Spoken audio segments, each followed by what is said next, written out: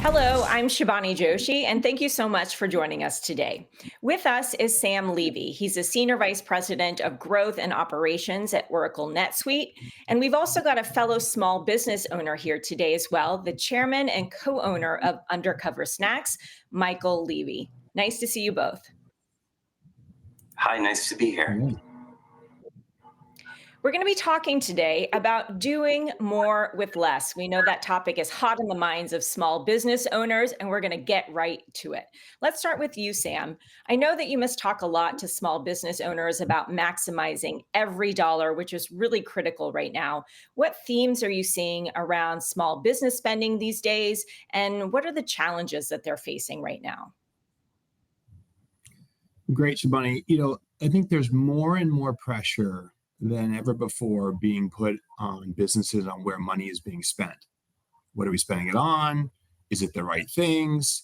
And I think for most businesses, there was a period of time of high growth and revenue at any cost. And that mentality has shifted a little bit in the current times, where businesses today are looking now not just to spend money and grab revenue at any cost, but spend and analyze, right, where should we be driving efficiencies in our business?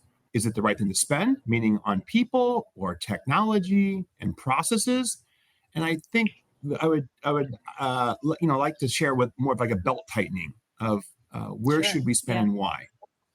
And one of the things that you find out with businesses is what's working and what's not. This is the fundamentals or traditionally the disciplines in finance and operations. And one of the biggest challenges for a small business is that they have lots of data, and it's all fragmented, meaning data for finances in one system, maybe inventories in another, sales or operations.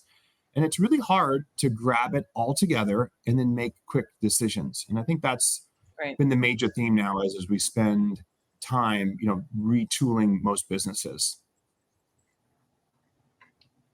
Well, that's interesting. The shift from revenue at any cost to tightening the belt and efficiencies. Michael, I want to bring in your perspective now. You're a small business owner, so I know this likely resonates with you and our audience as well. You're a living, breathing example of what it's like to be a small business owner right now. Tell us about Undercover Snacks and how you're prioritizing spending, and talk about what Sam just talked about, what your approach to running a business is right now.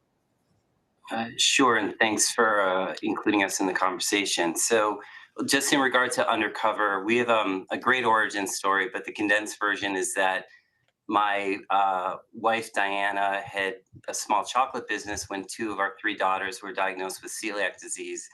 And at that time, she shifted her focus on creating a snack that was incredibly delicious and also gluten free. Um, that created what led to our current product, which is called Undercover Chocolate Quinoa Crisps. This is what's on United Airlines. We make That's right. 2 or 3 ounce bags as well, sold in retail. And fast forward today, we've built a state of the art production facility that we have in East Hanover, New Jersey. Our products are sold in over 20 or 25,000 locations today, as well as on United Airlines flights throughout North America.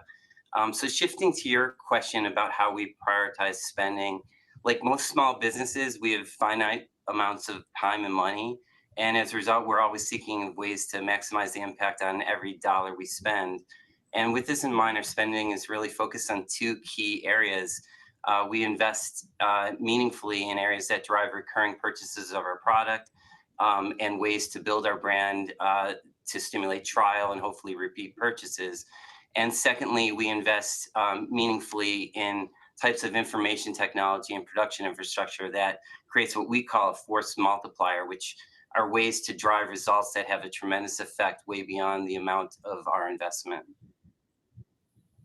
I love that term force multiplier, and that's exceptionally important in today's challenging environment. Sam, Michael was just talking about driving efficiencies and force multipliers. How can small businesses out there find ways to drive efficiency and drive growth in the markets today? This is probably one of the biggest topics that goes on in business today is the terminology force multiplier is fantastic. How do we do it? Yeah. And where do we start? From a technology lens, automation is one of the easiest ways to drive the efficiencies that support, for most businesses, the top and bottom line growth. How do we get more sales and more revenue, but at the same time keep or maintain and harvest more profits?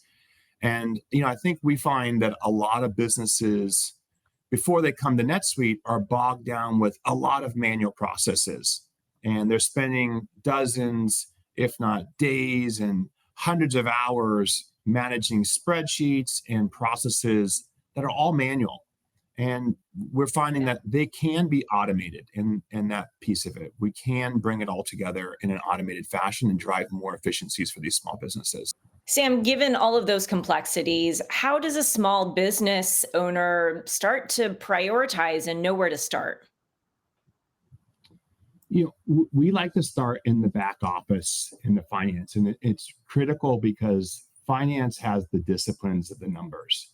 And when we start with the numbers, everything feeds into the numbers. If we start in the back office in finance, you'll go into sales, operations, inventory, and find the bottlenecks or the bad processes. The processes have data.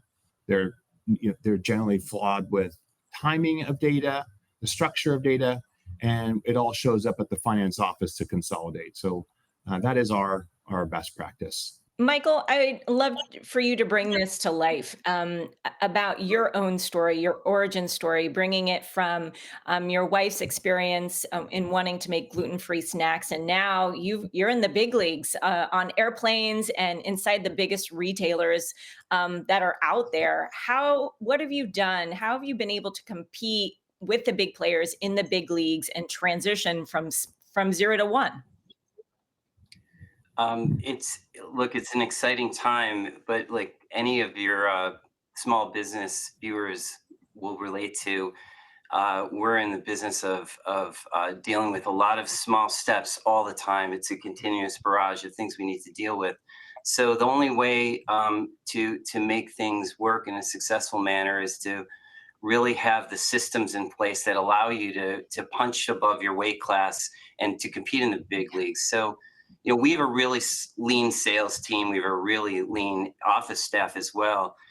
We've had to invest in ways to amplify our capabilities. So for us, that meant investing in brokers and broker networks to enable us to blanket the US and hopefully soon more countries.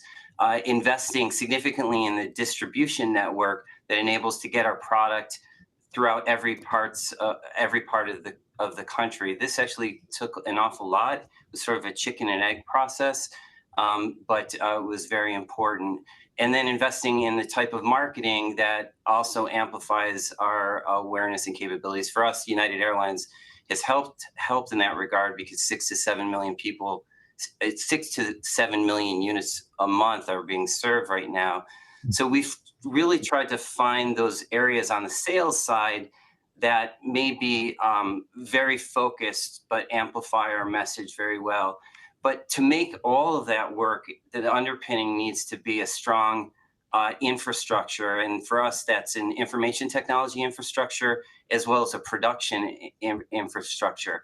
So on the information technology side, we invested in a platform. In our case, it is NetSuite, but enabling us to go from every part of the process in an automated fashion, from order fulfillment, mobile picking, packing, shipping, demand planning, production scheduling, procurement, quality management, et cetera, in ways that are all in one integrated platform. So we sort of have a mission control, enabling us to have access to what's happening in our business at all times. And that's been really helpful for us.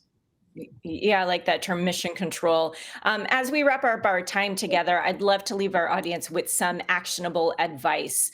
Sam, what would you tell small business owners watching about how to evaluate where to start next steps? Yeah. One, listen to who's done it before, and you've got a great story, Michael, about what you've done with Undercover Snacks. I think the most important piece for businesses is get the data and get your data into a single system.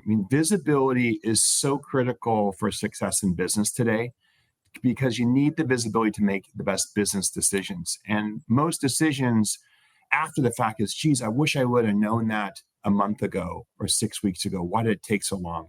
So that's the first piece of it.